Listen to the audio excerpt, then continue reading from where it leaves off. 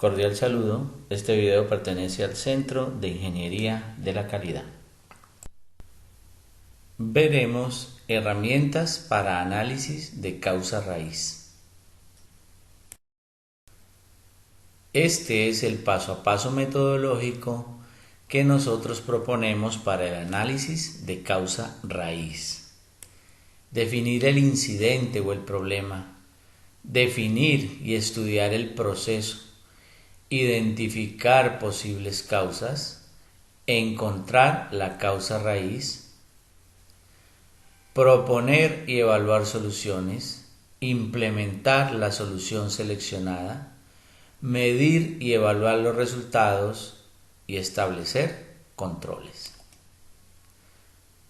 Estos 8 pasos los podemos dividir en que los primeros 4 pasos son una etapa de diagnóstico y los segundos 4 pasos son la etapa de solución.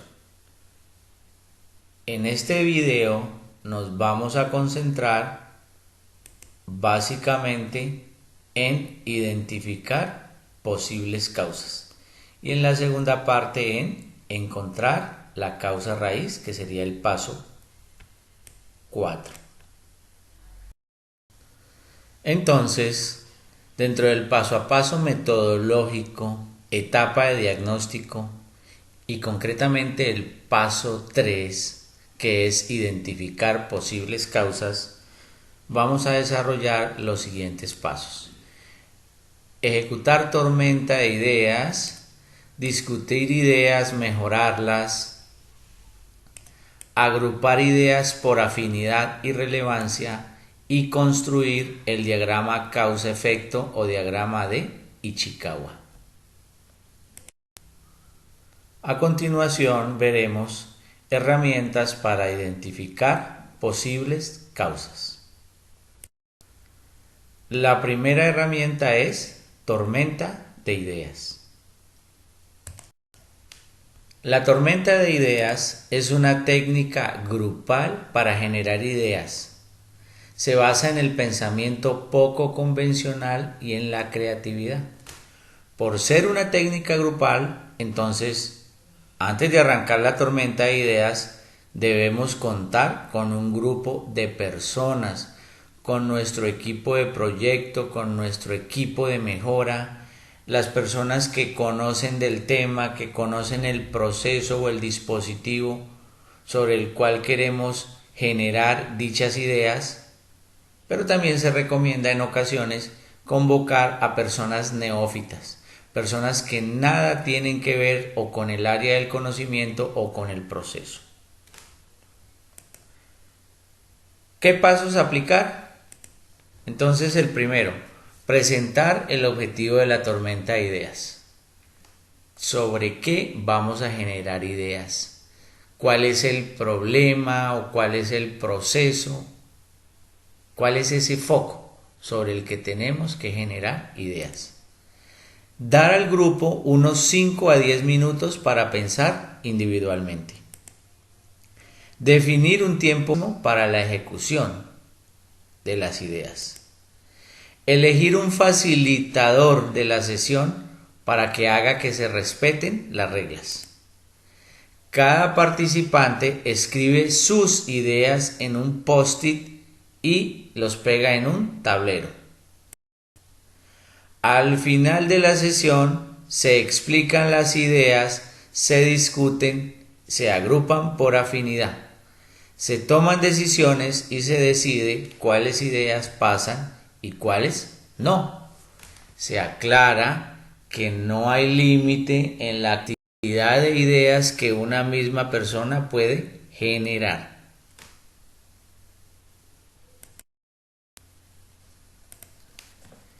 Reglas para la tormenta de ideas. No discutir las ideas durante la sesión. No se juzga ni descalifica alguna idea. Estimular lo poco convencional, imaginativo o incluso lo extravagante. Es decir, no al lugar decir, uy, qué idea tan rara, qué idea loca, no usar ese tipo de términos discriminatorios sobre las ideas de alguien. Lograr la mayor cantidad de ideas en el menor tiempo posible. Engancharse a otras ideas, ampliarlas, modificarlas o crear nuevas ideas por asociación. Estas son fotos de sesiones de tormenta de ideas ejecutadas en realidad y donde básicamente quiero mostrar el procedimiento, la utilidad de los post-it y la utilidad de un tablero o de una pared donde se van colocando todas las ideas para luego ir a agruparlas por afinidad. A continuación veremos la herramienta diagrama de afinidad. ¿Cómo utilizarlo? El proceso de afinidad es una actividad que organiza gran cantidad de información verbal en categorías. Cuando preguntamos a los clientes sobre sus necesidades o cuando hacemos una tormenta de ideas para enfrentar alguna falla en el proceso. Entonces resultan una cantidad de expresiones, de quejas y o ideas, que imaginándolas así todas sobre un tablero o regadas sobre el piso, pues nos van a decir muy poco o nos van a meter una cantidad de ideas desordenadas en nuestra cabeza. La idea es organizarlas, estructurarlas. Cada tipo de cliente o cada participante en la tormenta de ideas responderá de forma diferente. El equipo de proyecto debe agrupar necesidades o ideas similares en categorías. A estas categorías las podremos llamar drivers, direccionadores o factores. Entonces, vamos a ver un ejemplo de cómo construir un diagrama de afinidad. En este caso tenemos requerimientos de clientes, pero aclaramos que también, y de esa forma lo estamos sugiriendo aquí, puede aplicar sobre el resultado de una tormenta de ideas. En un call center se reunieron los requerimientos de los clientes. Mírenlos allí. Los agentes no han respondido a mis preguntas. Quiero que sean profesionales. Llamo y me responde un buzón de voz. Me ha tocado llamar hasta 3 veces para que alguien me resuelva el problema. El operador no puede localizar a mi agente. Nadie responde cuando llamo. Algunos agentes no son amables. El agente debiera lograr que te sientas bien. Ellos no tienen paciencia. El agente me dio una respuesta incorrecta. Entonces hay una cantidad de requerimientos y quejas básicamente en los términos del cliente. Entonces, ¿qué deberíamos hacer para aplicar el concepto de afinidad? ¿Y qué es agrupar por afinidad? Pues de todo el grupo que tengamos de ideas o requerimientos, vamos a seleccionar aquellas ideas que tengan algo en común. Eso que tienen en común será un factor o direccionador que creará un grupo de ideas y ese grupo se hará diferente de otros grupos de ideas que creemos. Importante que ojalá cada idea pueda quedar en alguno de los grupos que formemos y que podamos formar entre 3 y 6 grupos. En este caso, la afinidad que ya la hicimos, la hemos diferenciado por color. Todos los requerimientos que quedaron con color amarillo tienen un factor en común, igual que los requerimientos de color azul y los requerimientos de color verde. Entonces, continuando con la construcción de la afinidad, hemos juntado todos los requerimientos del mismo color. ¿Y qué es lo que tienen en común? Entonces eso es lo que le va a dar el nombre a la categoría, al driver o al direccionador o al factor, o lo que podrá ser una futura espina en un diagrama de Ichikawa. Los requerimientos que están de color amarillo tienen en común que se refieren a el conocimiento de los agentes. Los que están en azul tienen en común que se refieren a la accesibilidad a los agentes. Y los que están en color verde se refieren a la actitud de los agentes al atender a los clientes.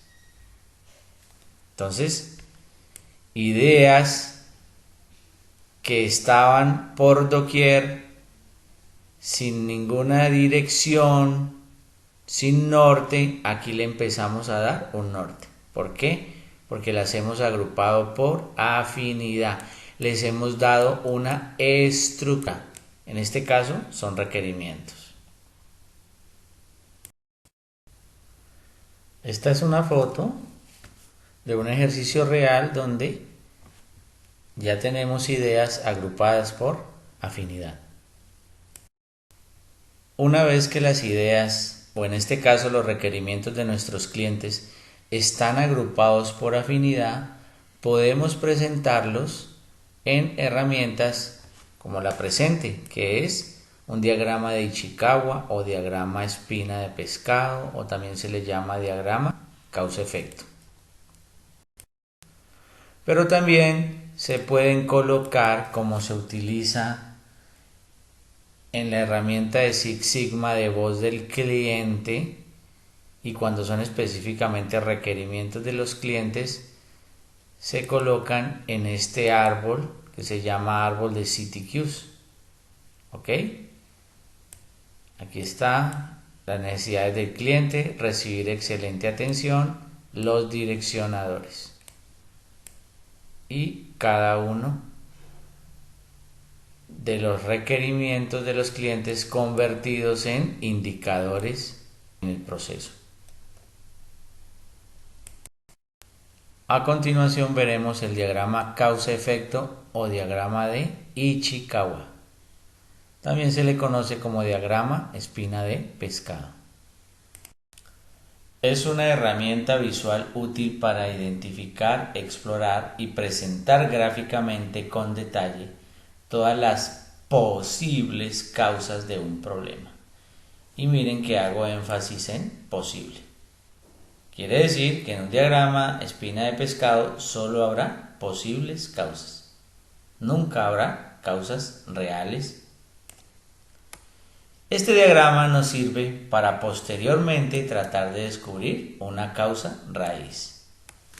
Los objetivos del diagrama causa-efecto son sugerir teorías de la causa raíz de un problema, orientar al equipo al hallazgo de posibles X, acordar sobre unas pocas X vitales que serán examinadas en profundidad mediante la recolección de datos. Es a través de los datos y de las comprobaciones con hechos que las posibles causas se pueden convertir en causas reales. Con esta diapositiva queremos presentar la estructura de un diagrama causa-efecto.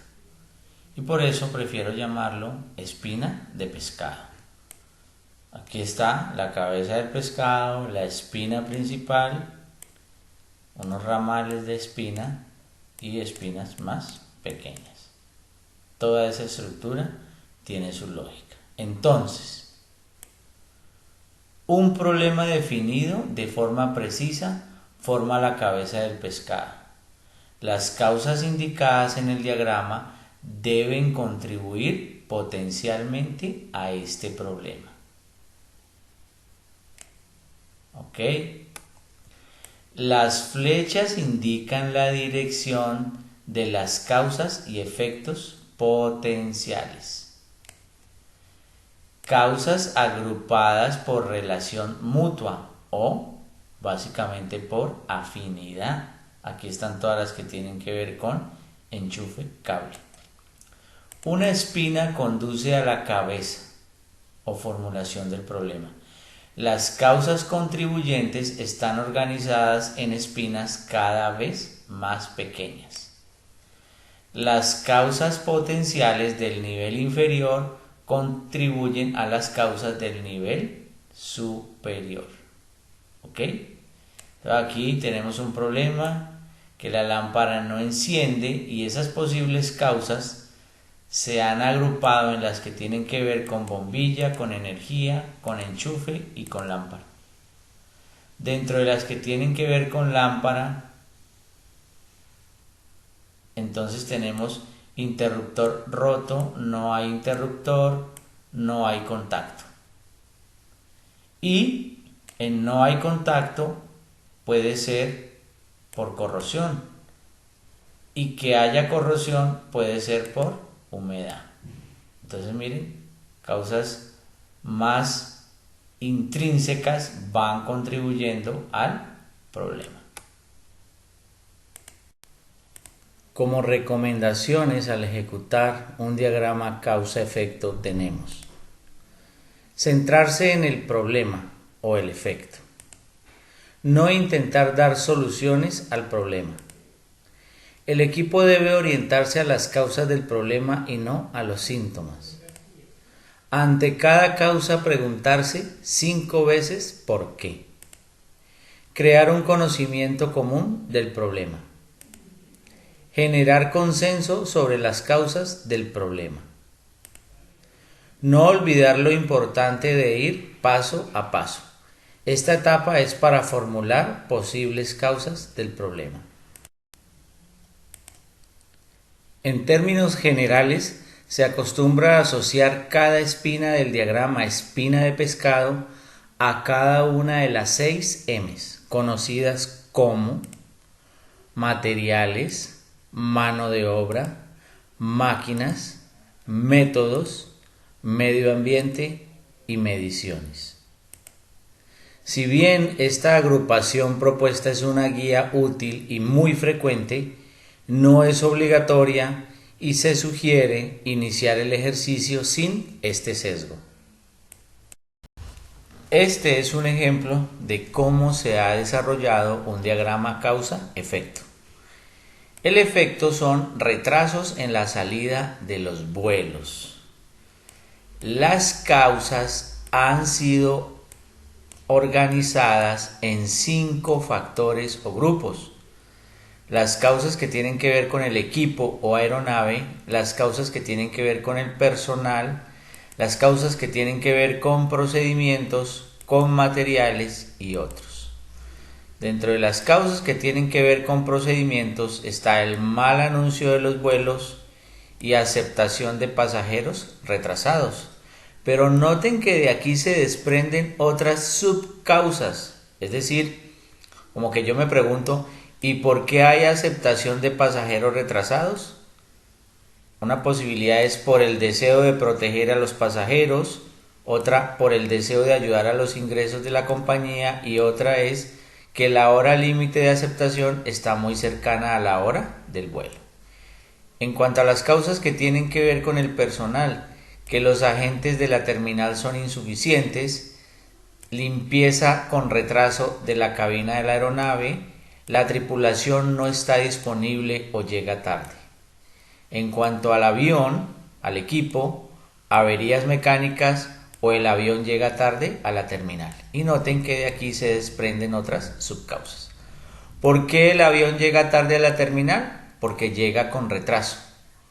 O porque la terminal está ocupada, es decir, no hay donde parquear.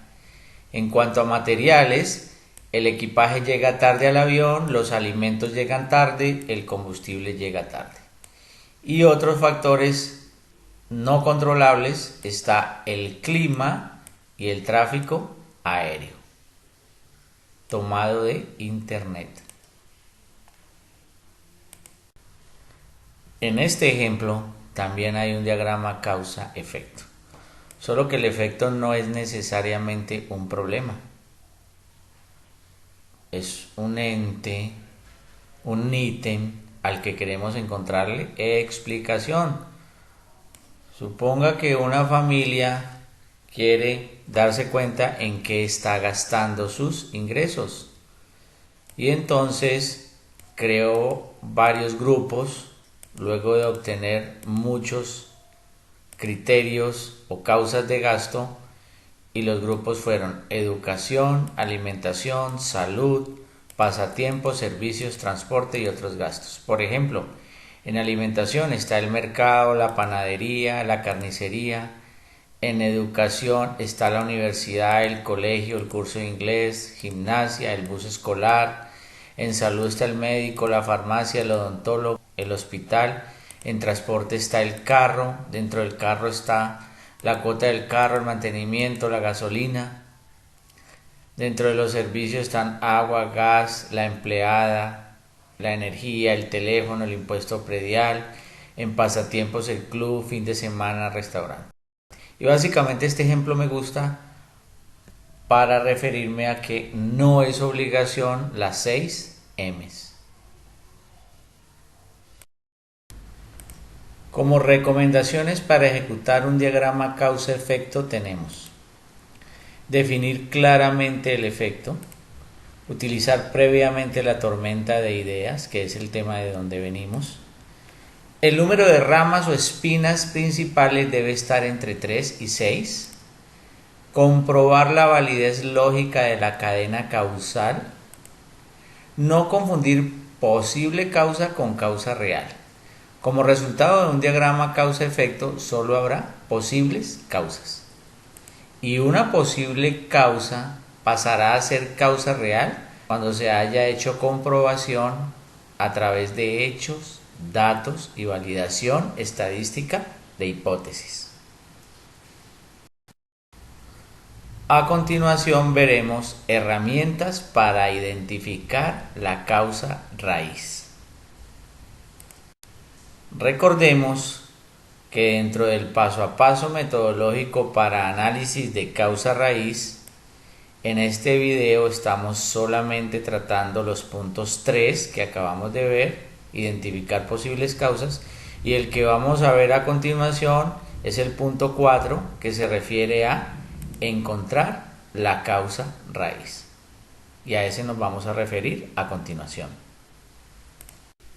El paso a paso que recomendamos para encontrar la causa raíz es el siguiente: aplicar los 5 porqués a causas relevantes. Construir diagrama de árbol causa-efecto. Este es distinto del diagrama de Ichikawa. El de Ichikawa le decimos simplemente diagrama causa-efecto, pero esto es un diagrama de árbol causa-efecto. Paralelamente estamos recopilando y analizando los datos del proceso. Una vez reunidos los datos con el árbol causa-efecto, podemos hacer el análisis de posibles causas y validación para detectar la causa raíz.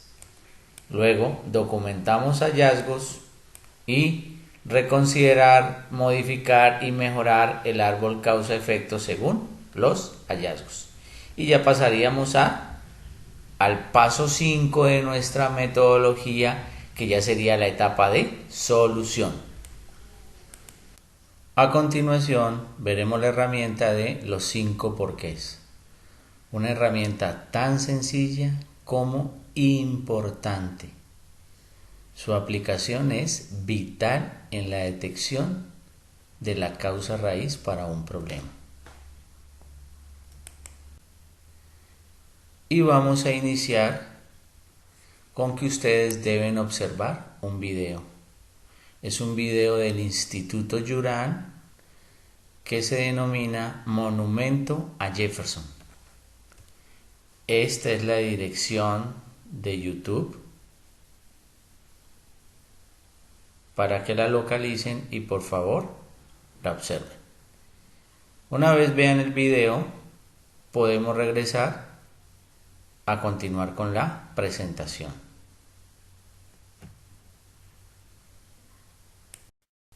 Entonces, esperando que ya hayan visto el video del monumento a Jefferson del Instituto Yuram, recordemos el video.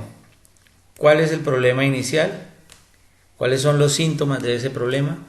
Monumento deteriorado por constante lavado de la piedra. Había que lavar constantemente la piedra por excremento de pájaros. ¿Y por qué había tantos pájaros?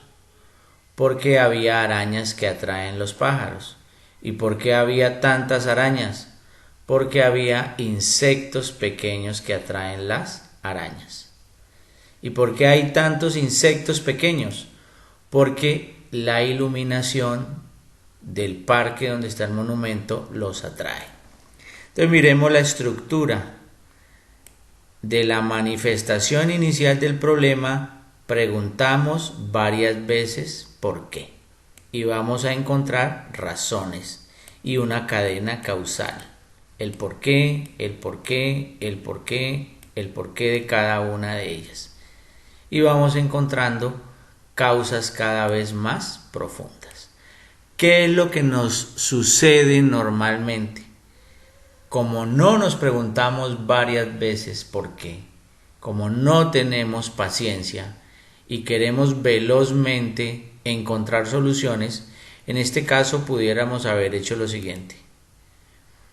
Como hay problemas de deterioro del monumento por el constante lavado, pues vamos a desarrollar un detergente especial, un detergente para monumentos que no deteriore la piedra. O si al caso hubiéramos ido un poco más profundo, entonces una estrategia para alejar a los pájaros, un depredador o un espantapájaros. Pero ¿qué pasa cuando me pregunto varias veces por qué? Y ahora les explico por qué son 5 veces.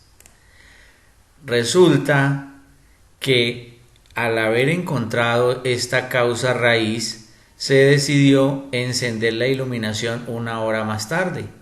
Entonces ya los insectos no eran atraídos a la luz. Como no había insectos, las arañas no eran atraídas al monumento. Y como no había arañas, los pájaros no eran atraídos al monumento. Y como no hubo pájaros, pues no hubo excremento y no hubo que lavar el monumento. Y entonces el monumento se iba a conservar. Nosotros, la mayoría de las veces, no tenemos la paciencia ni tenemos la cultura de preguntarnos 5 veces por qué. Somos felices cuando encontramos el nombre de una persona para señalar y decir, aquí está la causa del problema. Las causas raíz normalmente son fallas del sistema, fallas de la organización, de la empresa, de la compañía. Entonces, el mensaje es: siempre tratemos de encontrar la causa raíz. Y una de las disciplinas inevitables es preguntar 5 veces por qué. Con esta diapositiva quiero presentarles de otra forma lo que es la cadena causal. Entonces, miren el primer por qué. ¿Por qué ocurre X a causa de W? El segundo por qué. ¿Por qué ocurre W a causa de V? El tercer por qué. ¿Por qué ocurre V a causa de U? El cuarto por qué. ¿Por qué ocurre U a causa de T? Y el quinto por qué. ¿Por qué ocurre T a causa de S? Ya cuando estemos al nivel de T o S, estamos cerca o llegamos a la causa raíz del problema. Y aquí presentamos nuestro último ejemplo de los 5 porqués. Problema inicial: la lámpara no enciende. ¿Por qué? Daño en el tomacorriente. ¿Por qué? No hay contacto. ¿Por qué? Corrosión. ¿Por qué hay corrosión? Por alta humedad.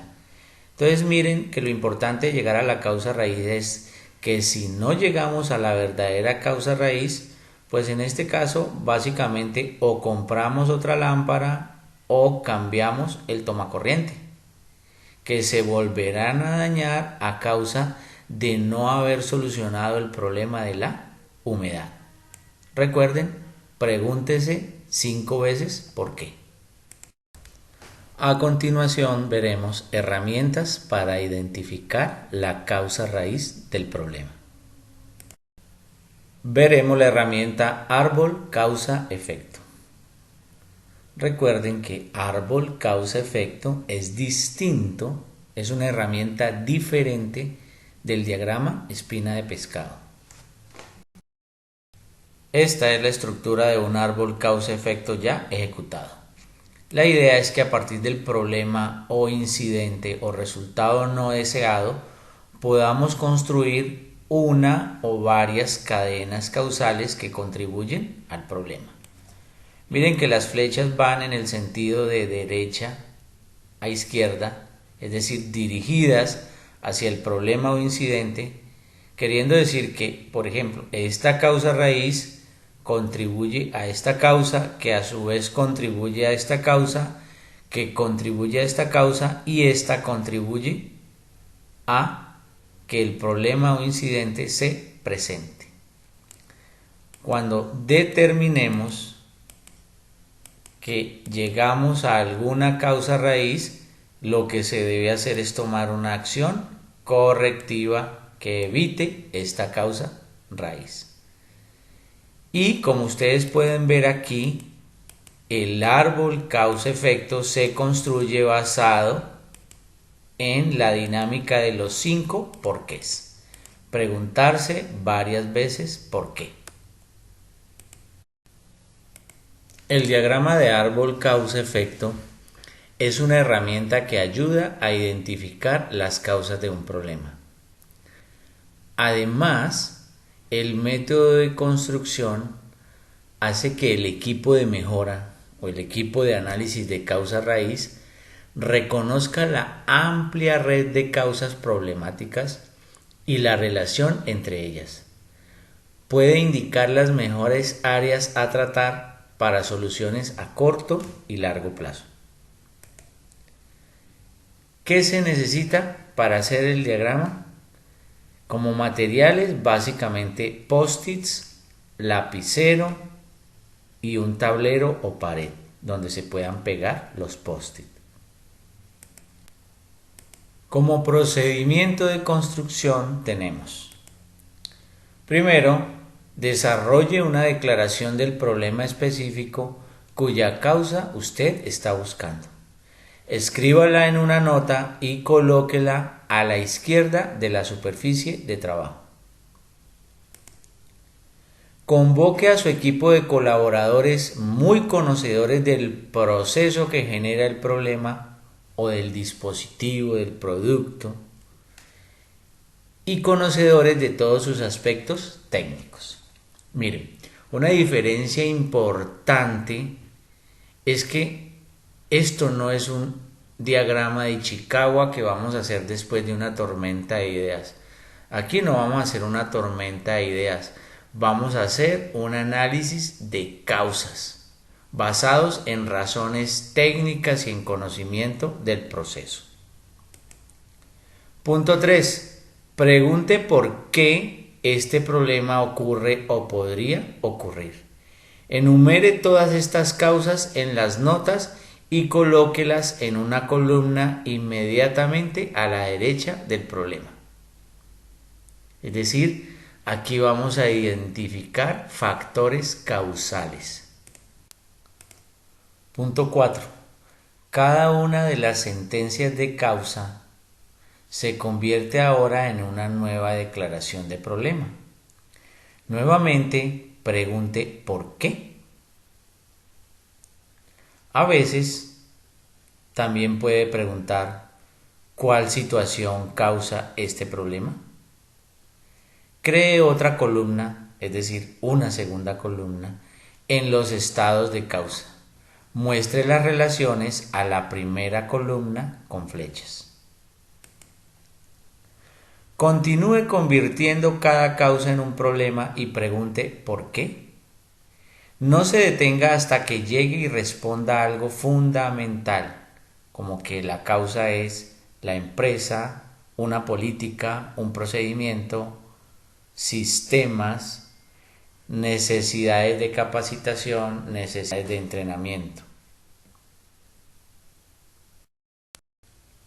Aquí vamos a mirar cómo es la ejecución, construcción del diagrama de árbol causa-efecto. Partimos de un problema o incidente y nos preguntamos ¿por qué ocurre? Y podemos formular una o varias causas que contribuyen directamente al problema. Y hacemos la conexión con flechas de derecha a izquierda, queriendo decir que estas causas contribuyen al problema. Pero con cada una de esas nuevas causas, acuérdense que decía convertirla en un nuevo problema y preguntar ¿por qué? ¿Por qué ocurre esta causa? Y nuevamente surgen otras posibles causas. Con esta también vamos a preguntar ¿por qué? Y surgen unas nuevas causas. Recuerden hacer la conexión a la izquierda. Con esta también vamos a preguntar ¿por qué? Y con cada nueva causa, aquí ya tenemos la segunda columna y con cada una de ellas debemos preguntar ¿por qué? Con cada una de ellas. Sino que la verdad ya no nos cabe la palabra ¿por qué? Pero es con cada una de ellas y a cada una de ellas le va surgiendo una o varias causas que contribuyen.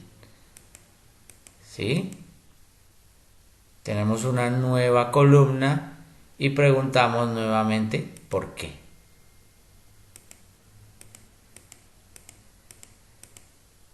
La teoría dice que ya en el cuarto o quinto por qué podemos llegar a causas fundamentales que si las determinamos como causa raíz deben desencadenar en una acción correctiva.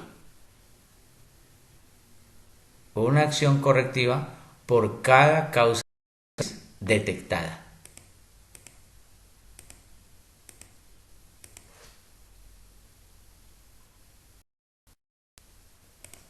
Otras consideraciones en la construcción del diagrama de árbol causa-efecto son: puede construir el diagrama directamente en papel, en un tablero o computador, pero el uso de notas adhesivas o post-it facilita la construcción, facilita estarlo modificando.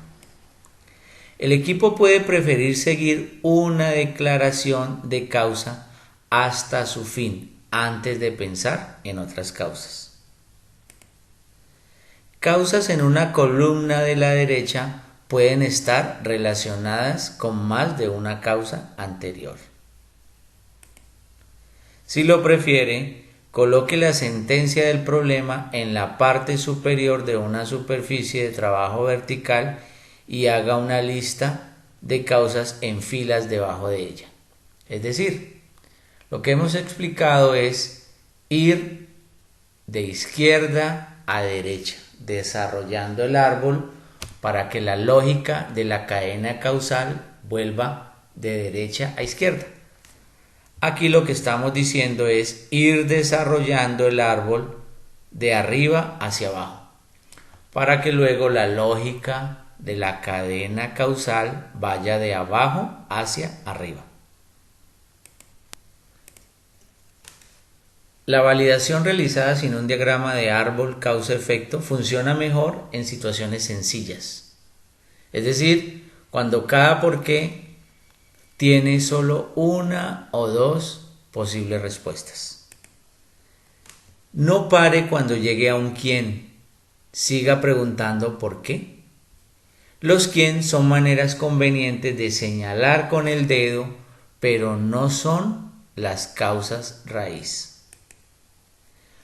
Cuanto más larga sea la cadena de causas hasta el punto final, más probable es que ese punto final se ocupe de cuestiones sistémicas, como políticas de gestión. Estas causas más profundas conducen generalmente a una solución más completa, fundamental a un problema. Abordar causas más profundas proporciona soluciones a largo plazo al problema.